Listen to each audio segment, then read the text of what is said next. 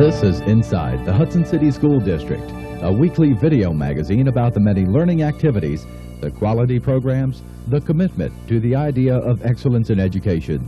This is Inside the Hudson City School District.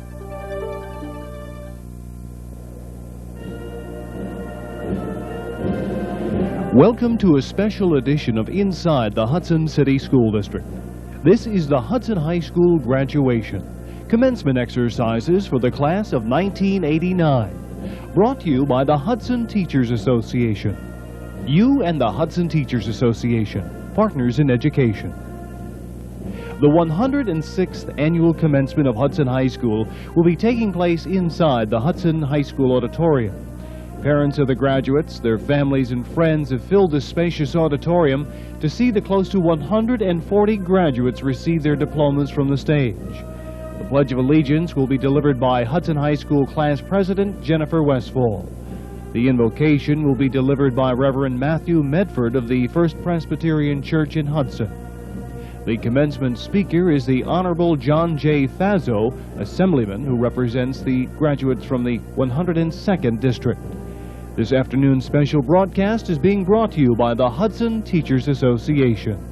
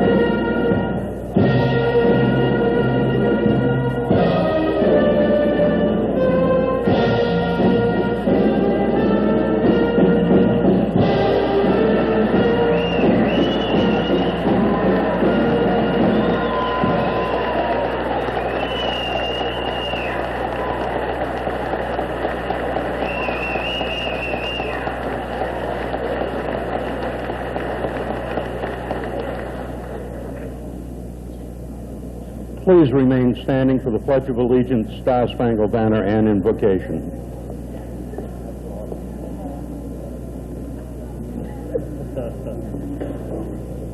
I pledge allegiance to the flag of the United States of America and to the republic for which it stands, one nation, under God, indivisible, with liberty and justice for all.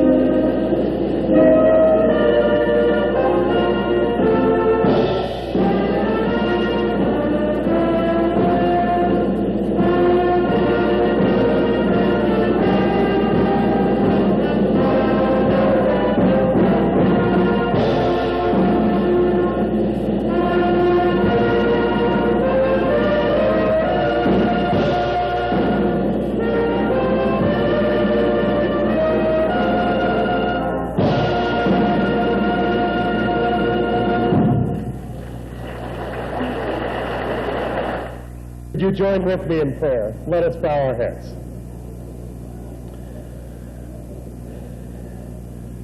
Almighty God, we thank you that you have brought us here together to celebrate a very special time.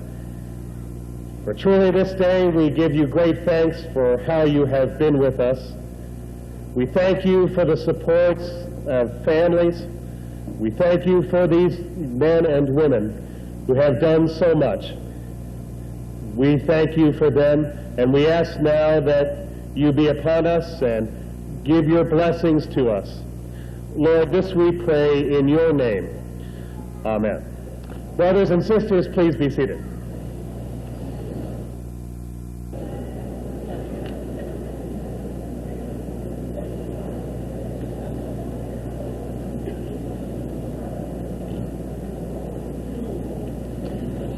Good afternoon, everyone. Before I start, I'd first like to congratulate the entire class of 1989, which I'm proud to be a member of.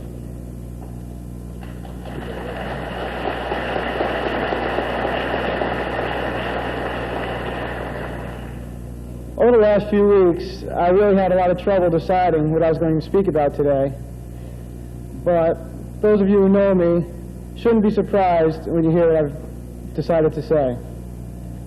From talking with me, some may notice that I have a tendency to quote famous or important people. And over the past few years, some of those quotes have stuck in my mind and have had great meaning to me. We have all heard short-sighted people attribute a quotation to Vince Lombardi. Winning isn't everything, it's the only thing. However, there's another, less cited, but much better Lombardi remark about the loyalties he expected from his players. That quotation is, to God, to their families, and to the Green Bay Packers, in that order.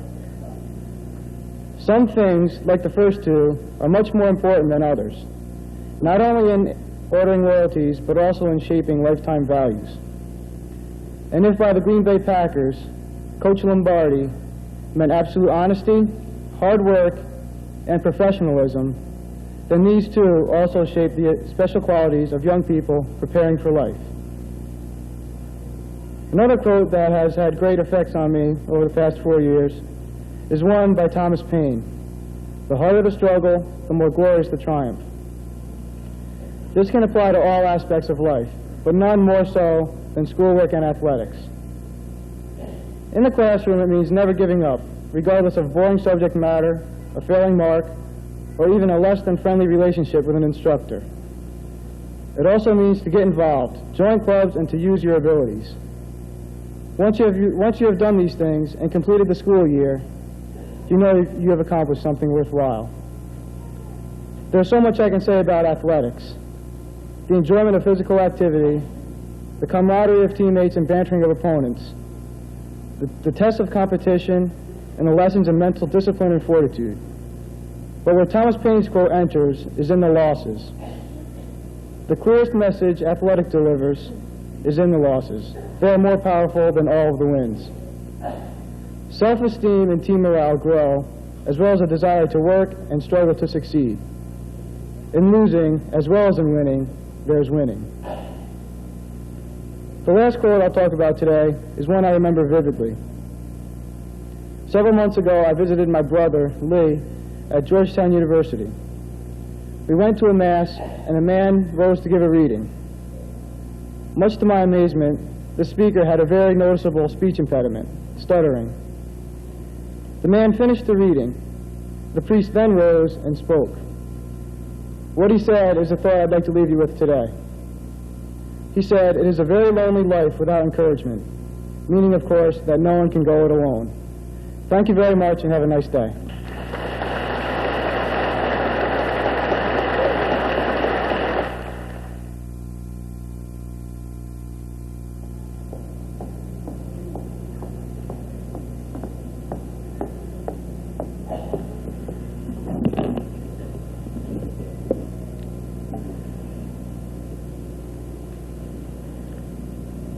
Assemblyman Fazo, Mr. Merritt, Mr. Howard, members of the Board of Education, the administration and faculty, parents and friends, my fellow classmates. I am proud to be here today representing the class of 1989. When I learned that I would be speaking at graduation, I presumed it would be easy to choose a topic for my speech. I contemplated for many hours over a simple message and realized the choice wasn't as easy as I originally thought. Choices play an enormous role in our lives. As children, we found our parents making the choices and the decisions for us. They told us what to do, making sure we were led in the right direction.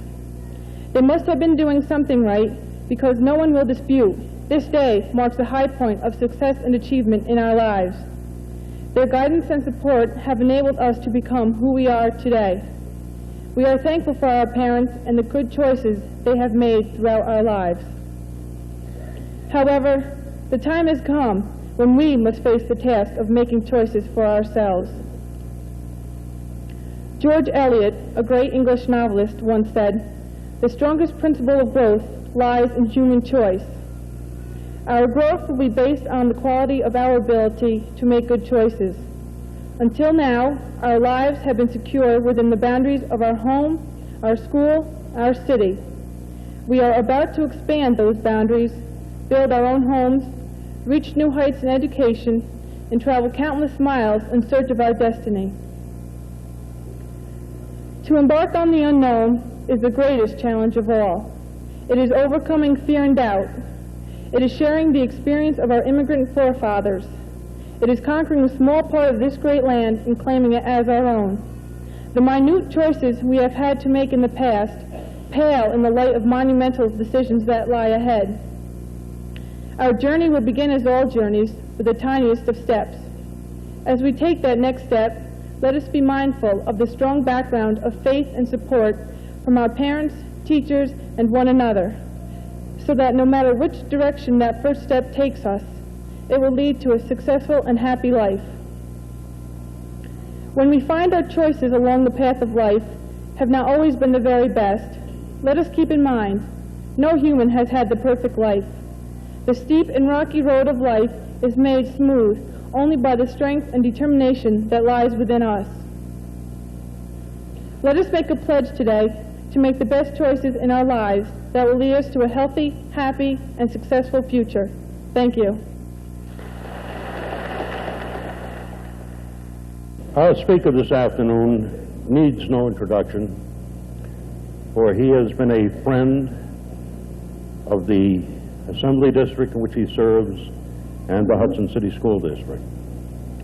John J. Fazo, Republican conservative, was first elected to the State Assembly in in 1986 and re-elected in 1988. Mr. Fauser is a member of the bar in both New York State and the District of Columbia. Mr. Fauser is a member of the Columbia County Republican Committee, the Northern Columbia Lions Club, the Knights of Columbus, the Kinderhook Elks Club, and is chairman of the Kinderhook Town Republican Committee. Prior to his election to the Assembly, Mr. Fauser served as Commissioner of the New York State Legislative Bill Drafting Commission at Albany. Mr. Fauser has served as the Executive Director of the New York State Senate's Washington, D.C. office from 1981 to 1983, and as a professional staff member of the House Government Operations Committee, United States House of Representatives from 1979 to 1981. Assemblyman Fauser was graduated from Georgetown University Law Center, Evening Division in 1979. The State University of New York College at Rockport in 1974, and Archbishop Malloy High School, Briarwood, Queens in 1970. Assemblyman Fauser, with his wife, Mary Frances, and son, Nicholas, reside in the village of Kinderhook. Ladies and gentlemen, it is my pleasure to present Assemblyman John J. Fauser.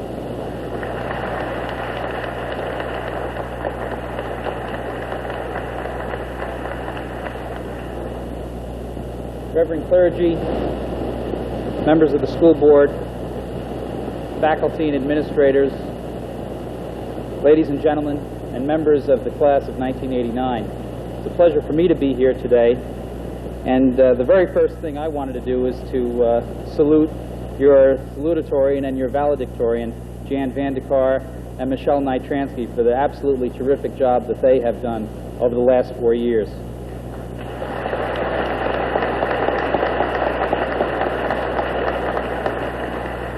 Today is a great day, a day for you to remember, a day for parents and teachers to be proud, a day to pause, to reflect, to look forward to the future. Yes, today is a great day, but what about tomorrow? What about tomorrow? It leads me to a story I recently heard about a 4th grade class. They were studying the solar system, and the children were all getting their assignments and deciding what they wanted to study in the solar system, all the different planets. One little girl, she wanted to study Pluto. That was the name of a Walt Disney character, and it was the planet furthest away. She thought that would be fun. Another little boy said, I want to study Mars because of all the great things he's heard about Mars. And after all, they named a candy bar after Mars. One little boy in the back of the room, he was asked by his teacher what planet, what part of the solar system he planned to study. He said he planned to study Earth. And the rest of the class looked at him with surprise as to why would he choose Earth. And he said, it's the only planet I've ever visited. And I thought that youngster's answer was particularly appropriate. While some of us, among us, may actually travel to distant planets in the next 50 years, most of us, I think, and I think we can safely assume, will be spending our time here on the planet Earth. The question then for all of us, particularly these graduates, is what can I do to make our world, our nation, our community a better place for all of us? As I was preparing my remarks for this speech, I was thinking about some of the things high school graduates want to hear. And as a politician, you know, we always want to tell the people what they want to hear. But you're interested in someone telling you about how much you deserve this, how hard you've worked throughout high school, how great it is that you're now entering adulthood and the real world. All of that is true. What may not have occurred to you, however, is that with your diploma actually does come the real world, the world of adulthood. And with adulthood comes new responsibility.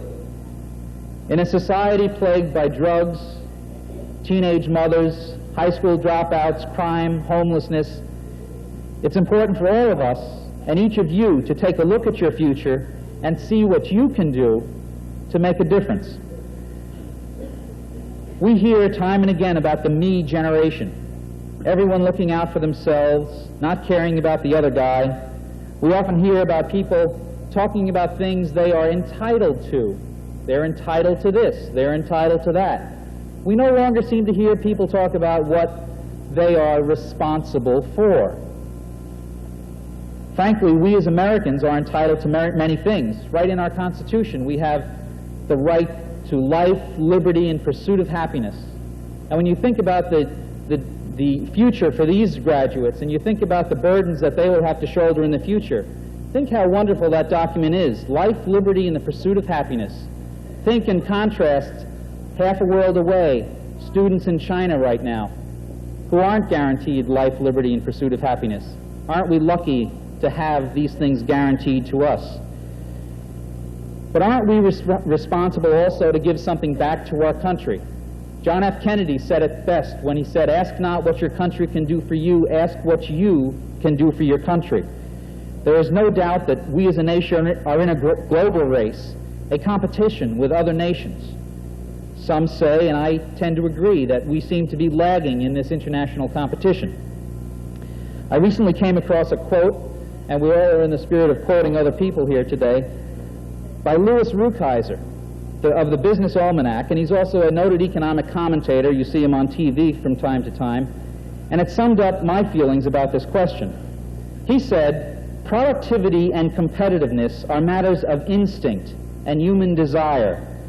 A society preoccupied with what it considers its entitlements is not a society putting its emphasis where it belongs, on a nationwide striving for individual excellence." I think that was a great phrase, and the key part of it for me is a nationwide striving for individual excellence. That striving does not stop upon graduation from high school or from college. Indeed, we need to continue our quest for excellence past the time when we're actually attending school. The key is that individuals can make a difference. Our history is filled with examples of people who individually made a difference for better or for worse in the course of human affairs. Now is the time that many of you will actually be able to make a difference. You have an opportunity to take control, to try to deal with some of the problems this country faces, or at least try to solve part of them. Don't think that you should not be required to do your part just because it will not solve the whole problem. If everyone thought like that, nothing would ever be solved. Homelessness, intolerance, teen mothers, drugs, illiteracy, pollution. You can help make the difference by picking a cause and helping to work on it. I recently heard an astonishing figure that is sobering for me, and I think for all of us. In this year, in these United States, over 280,000 babies will be born addicted to cocaine, crack, or heroin. 280,000. That's about 5 times the population of this county. 280,000. We have a monumental task ahead of us. Now, most of you have decided what your next step is after high school. Whether or not you're going to college, think about those fields where you might be able to make a contribution. Our nation has a growing need, in part for more scientists, teachers, nurses, skilled craftspeople. Orson Welles once said, "They teach anything in universities today. You could even major in mud pies." There's also a saying that I thought was appropriate. In fact, some of my teachers in college thought it fit me. They said, "You can lead a man to college, but you cannot make him think." These are two perfect sayings which I think illustrate where this country may be lagging behind our foreign competition. Foreign countries are those competing against every day against the United States, and they're pulling far ahead in technology, in education, in new product development, in quality control and performance. Why is this? Are Americans and American students not as smart as foreigners and foreign students? Do we not work as hard? I think we need to concentrate on ways of regaining the advantages we once had. The pace of technology has increased 2- and 3-fold in the past 30 years. Yet, for as advanced as we seem here in the United States, there are other countries like Japan pulling further out in front. And the competition does not just exist in the technological area. In the economic sector as well, we're lagging behind. In 1970, the United States had 7 out of the top 25 largest banks in the world, and Japan had only 4. Currently, we do not even have one American bank among the largest 25, while 18 are Japanese. We as a nation can no longer lay claim to world domination in economics or in other areas. The question remains, what are we, and more importantly for these graduates, what are you going to do about it? We never used to need commercials promoting Made in the USA. Why is it we need them now? Why is that looking for a Made in the USA tag has become such a major promotional campaign in our own country? I think I'll let you answer that question. A lot of this, I think, comes back to our educational system and how students feel about going to school. In some foreign countries, school days are longer than 7 or 8 hours, 180 days a year. Students learn more subjects than American students, and our students here grow up basically speaking only one language, while many foreigners are fluently speaking at least 2. Some of our foreign competitors are getting a big jump on the U.S. by training their students, their country's future leaders and business people, at an early age. For these reasons, I think it's vital that we do all we can to enhance education, to enhance teaching as a profession, giving more prestige to teaching, giving the people who spend all day with our children more responsibility for what our children are taught. But parents are also the key. Parents need to assume more responsibility for their children's upbringing and education.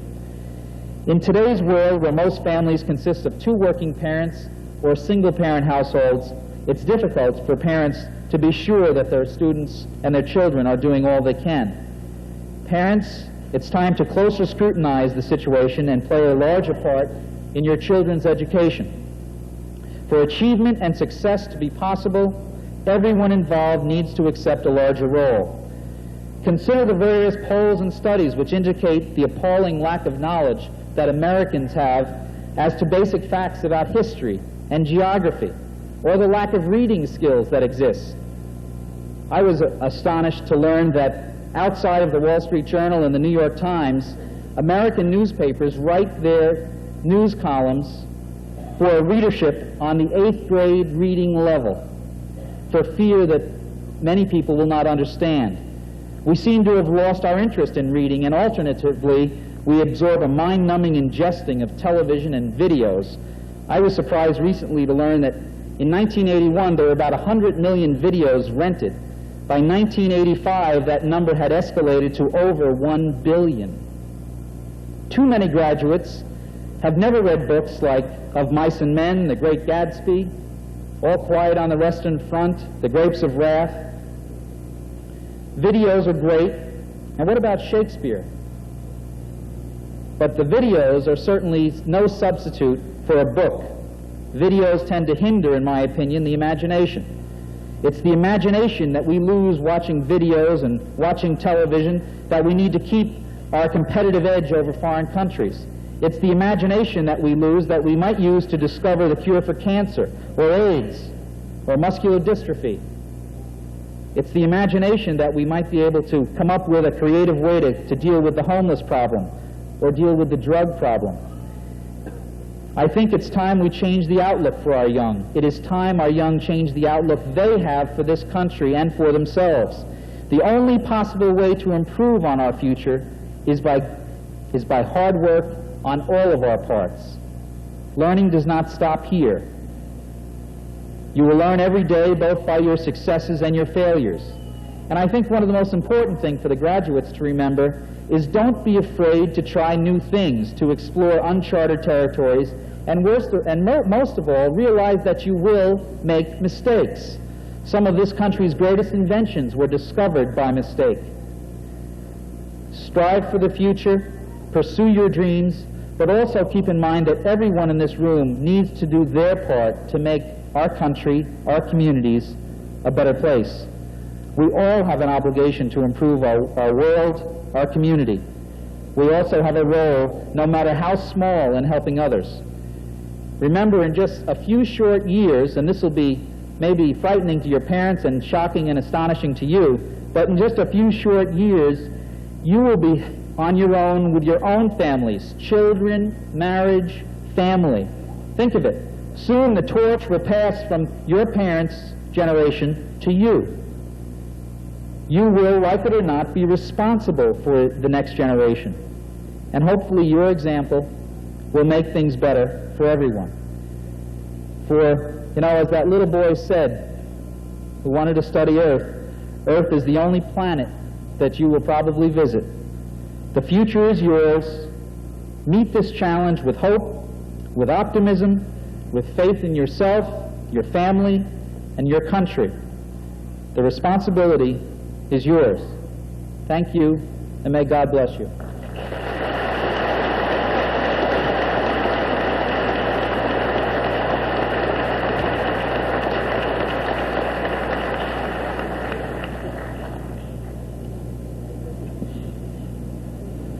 Thank you very much, Assemblyman John Faso, for your very thoughtful remarks to the Hudson High School graduating class of 1989.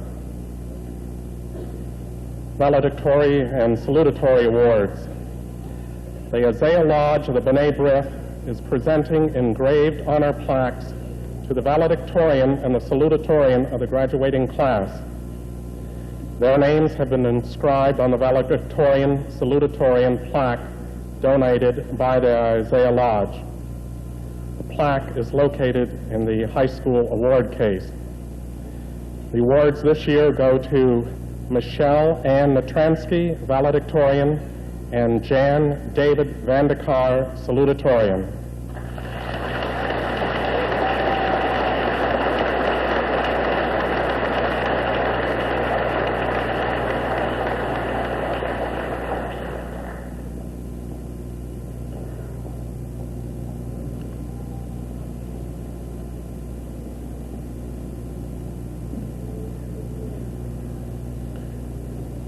Dr. Stearns, members of the Board of Education, Assemblyman Faso, honored guests, ladies and gentlemen, I present to you the class of 1989.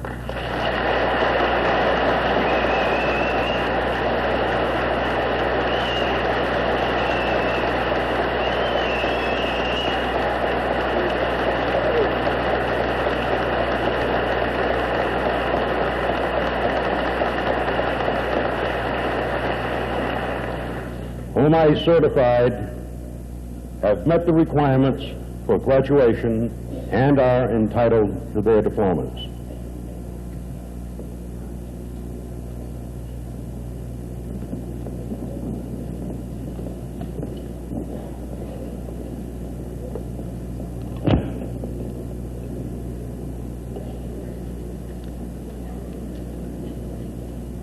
We ask that you hold your applause until all graduates have received their diplomas. Cheryl Lynn Warfield, Timothy Allen Thomas. Anthony Arthur Allen Jr., Veronica Michelle Spann. Joanne Palermo, Victor Vincent Rogers. Matthew David Spencer, Jennifer Rachel Berman. Gail Elizabeth Dobert, Albert Paul Kastner. Mark William Stevenson, Rebecca Jean Janito. Melissa Ann Cosa, Paul Douglas Stalker. Thomas Meyer, Melissa McCready. Chelsea Lynn Seaman, Jeremiah Moore. Thomas Raymond Case, Michael Lloyd Hoffman. Yvonne Kate Richardson, Thomas Demetrius King. Wendell Folds. Richard Peter Gohl, Keisha Jones. Candace Jane Acklin, William F. Werner. Matthew Colin Miller, Michelle Jean Shunk. Christine Marie Lentz, Thomas Jasper Haig, Jr. Robert Charles Albertson, Peggy Ann Delamater. Deborah Marie Hoteling, Timothy V. Noecker. Peter Lewis, Christine Marie Janito. Elaine C. Pagnani, Gary Joseph Kilser. Frank Vincent Rizzo, Darlene Anita Preble. Jacqueline Michelle Fleury, Mark Allen Graziano. John Mitchell, Donna Lynn Miller. Shannon Marie McDonald, Brian Smith. David Lawrence Harp, Jr., Amy Elizabeth Race. Sheila Kim Weaver, Trudy Ann Weaver. Dorothy Kelsey, Mark Anthony Herring. Terrell Starr, Julie Lynn Jacques. Susan Mary Walsh, Kevin Michael Cowell. Richard F. Johns, Pamela Jean Kilmer. Tanya Joan Himmel, Robert Harvey Gaudette, Jr. Jason Christian Ensign, Christine Jean Eilenberg. Timmy Marie Point, Adam Dada. Kay Wong Hurst, Sandra Lee Byrne. Kristen Marie Molino, Jason Keith Shakot.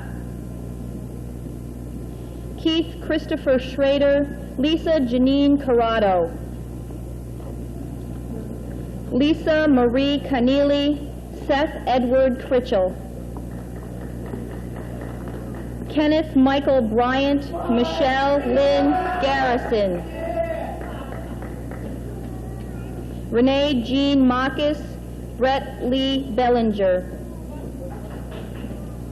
Glenn David Weaver, Melissa Ann Ublacher. Andrew Thomas Perry, Andre Tyrone Perry.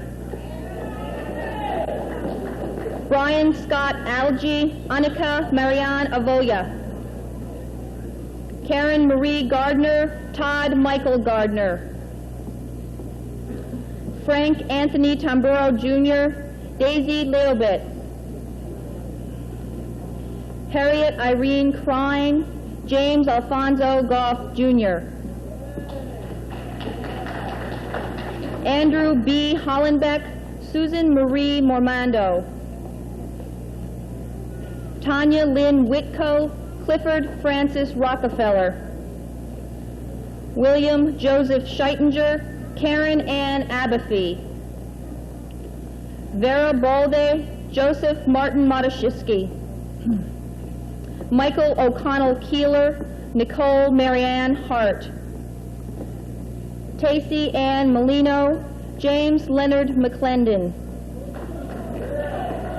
William Majersic, Tracy Ann O'Leary. Timothy Andrew Moore, Jennifer Marie Kipp. Vanessa Jane Michelin, Mark Anthony Dallas. Patrick Michael Orr, Jennifer Kahn Harder. Michelle Ann Nitransky, Jan David Vandekar. Bradley Hugh Peck Jr., Jacqueline Marie Sobin. Jamie Sue Sinise, Scott Lieberman. Michael George Terwilliger, Nicole Charisse Jones. Allison Diane Riccio, Natalie Danielle Riccio. Eleanor Wani Taylor, Gregory John Muller. Brian Timothy Caldwell, Temperance Marie DeCintio.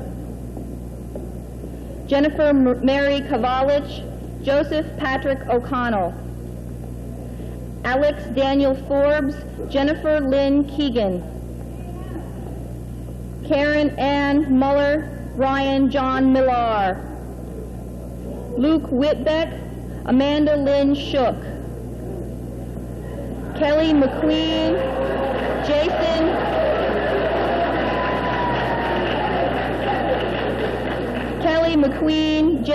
Michael Ginsberg. Sean Gregory Campbell, Christina Marion Anderson. Matthew David Perry, Chad Heyer. Carrie Pamela Meist, Jennifer Lee Westfall.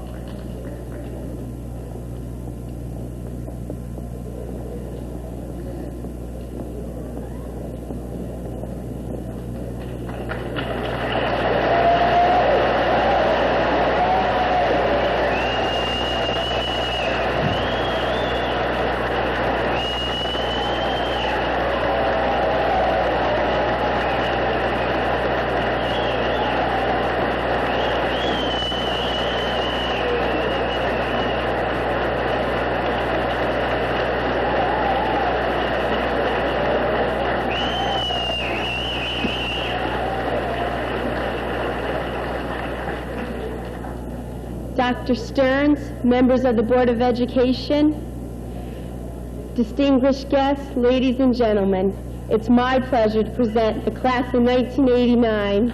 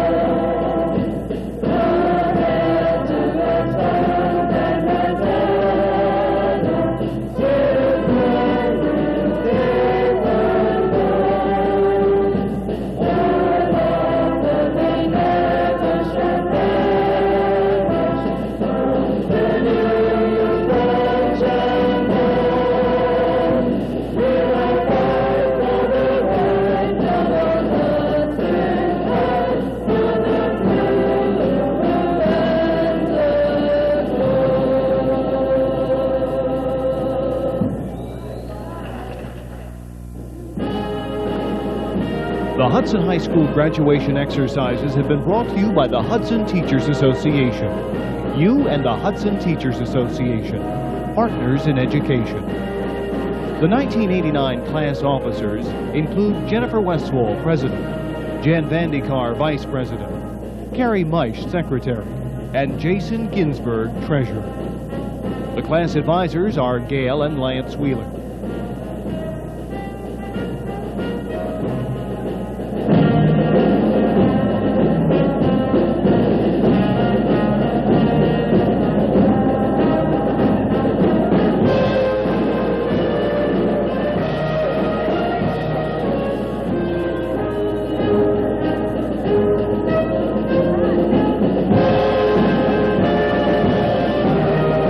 Special thanks are extended to the Hudson City School District Board of Education, Superintendent of Schools, Mr. Neil Howard, Assistant Superintendent Lester Lawrence, Hudson High School Principal Herbert Merritt, Assistant Principal George Basehart, and Dean of Students Joseph O'Connor, Jr.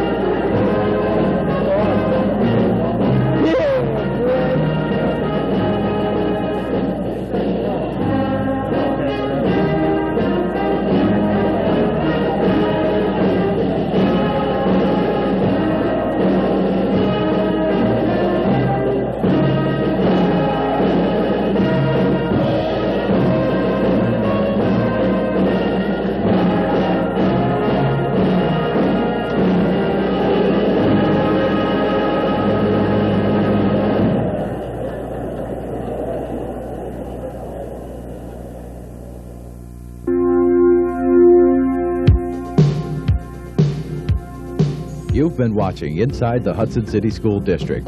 The program coordinator for Inside the Hudson City School District is Wayne Francis. Inside the Hudson City School District is produced weekly by Lance Wheeler. If you have an idea for a future segment or would like to share a comment with us, please drop a note at Inside the Hudson City School District, 360 State Street, Hudson, New York, 12534. This is Jay Thomas. Inside the Hudson City School District, keeping you informed, up to date, and in touch with the Hudson City School District.